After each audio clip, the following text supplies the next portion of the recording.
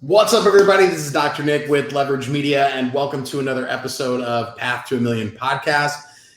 Today, I wanted to talk about something I saw as I was doing some browsing for my own practice. Is what is called a rank and rent website, and I also want to talk about why you should be worried about it and what you can do to protect yourself against it. So a rank and rent website is basically somebody who, let's just say ABC company is out there and they say, I want to start generating some leads for chiropractic patients in Chicago, Illinois. That person doesn't need to be a chiropractor, don't need to have like a real office. They basically put together a website. They really know a lot about local SEO and how to get things to rank. And they start to build out that website. And over time, they start to surpass real businesses because those chiropractors just don't have great websites. So they're kind of going past the bottom of the barrel, but they're still ranking ahead of real businesses. And as time goes on, as they do more things, if they care enough, they'll keep moving up the ladder. Now, at some point, they may get stuck. They may run up into some real competition. But if they can find some little loophole to exploit or some trick that works, say for a year, and the people in that town or in that city don't know about it, they can actually start to rank pretty high. So it's called a rank and rent website because they literally have just like, again, a fake chiropractic website that they're trying to get to rank. And then once they get it to maybe the first page of Google, then they'll start to search out people that have real businesses in that town to actually rent the website too. Now, the reason why you should worry about this is because normally I wouldn't say that you would need to worry about it. But I was doing some like Google keyword research and some things around my own practice, which is in a town of 110,000 people. So it's not a hotbed for like scam artists that are gonna try their tricks. Usually those are saved for bigger cities with million people, 250,000 people, like just more opportunities. So I was kind of going through deep into the pages. I was kind of like looking to see if something ranked for me. And I was on maybe I think it was page 3. And I see this website and it looks like it's a local website. And it just looked strange. The domain was weird. And so I clicked on it and I went and I started looking at it. And I quickly realized that it was a fake website. I looked up the address and it was not a building. It was like a UPS or a FedEx store or something like that, to where they could just get like a mailbox address. So I started thinking to myself, I'm like, man, if this, and so I did a little bit of research, and it was some company from New Jersey that was doing it, and you could tell that they've done it for a lot of different industries, a lot of different places. But what made me think it was a little, it was odd, was that it wasn't in Chicago. It was in Springfield.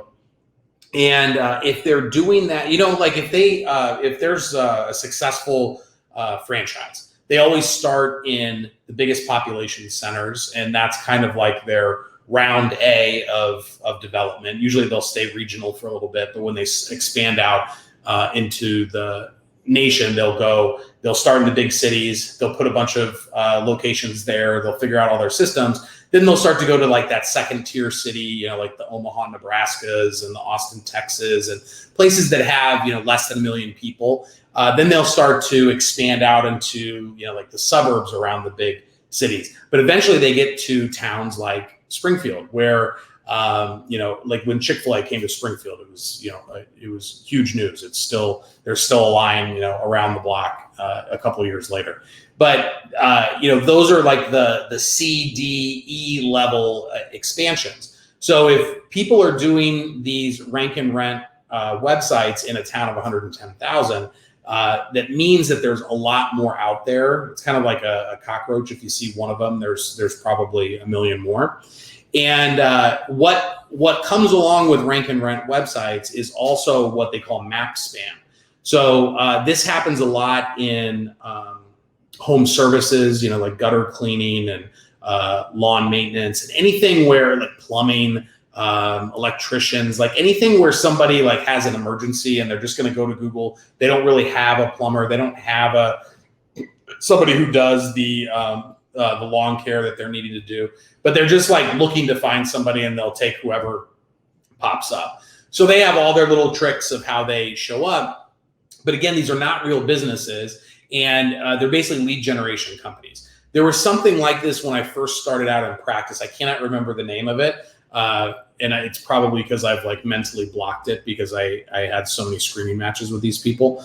But what they did, it was like the original, just pay for appointments type thing. And when I was first starting out, it's like I was trying everything, and I didn't really know, what I was doing. So like I signed up with this company for a little bit, and basically you would pay for phone calls, you would pay for leads. And I never understood, like, where were they getting the leads from? I knew enough about marketing to realize they had to be getting found somewhere. And they were charging me if like somebody called me, like if they somehow found that number and they were actually looking for me, I'd have to like call and argue with them about like why I shouldn't have to pay $50 for this phone call or whatever.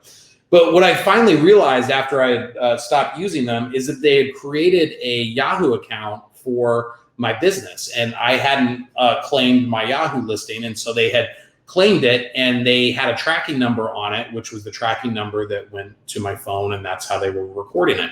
So that was just like, oh, okay, now I get it. This is, like the next iteration of that.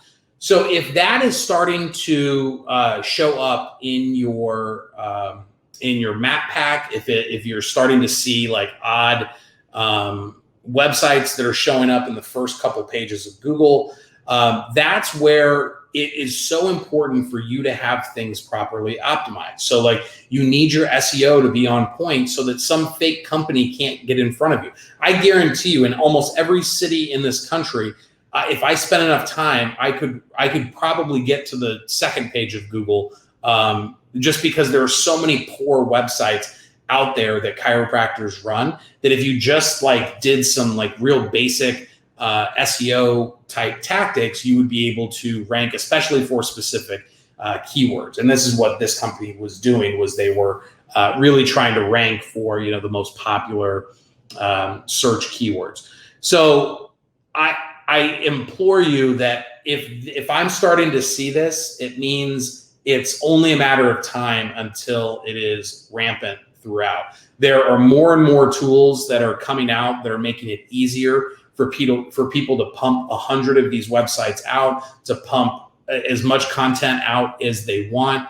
And if you aren't doing things the right way, they're going to be able to start to leapfrog you, and it can start to eat into the amount of phone calls you get, the market share that you have in your location. So you really need to make sure that your content is on point, that you have spent some time optimizing those things that just somebody who knows nothing about chiropractic, they shouldn't be able to get in front of you. And with a lot of these website in a box companies, there's not really that much of a difference between the content that's on those pages and the content that these types of sites are creating. They go and they do a little search, they find a couple blogs, they throw a 1,000-word article up there, and they start to rank. So make sure that you are preparing your defenses. SEO is really SEO and Google My Business are really zero-sum games. Like if somebody's doing a search, they're going to click on you or someone else. They're going to choose you or someone else. So it's a hand-to-hand combat type of thing with content that you're pushing out on social media. You're really not really in competition with people because you're positioning yourself as an expert. With SEO though, it's either kill or be killed. So you need to make sure that that your sites are strong, your Google My Business listings are strong, that you've optimized those in as many ways as you can so that somebody couldn't come along and just do the bare minimum and leapfrog in front of you. Because what happens is that if they do capture that top spot or in that first page, what they start to do is they are willing to sell it to you. They're willing to rank and rent. They're willing to rent you the website, because now you're paying for, if you're the person that ends up paying for it, you're paying for not doing the hard work to keep them from being able to rank in the first place. So keep an eye out for that. Make sure that, if something is not a real business, that you're letting Google know. They can take care of those things pretty quickly, but you need to, kind of be on the lookout for those. So hopefully that helps, and I'll see you guys on the next one.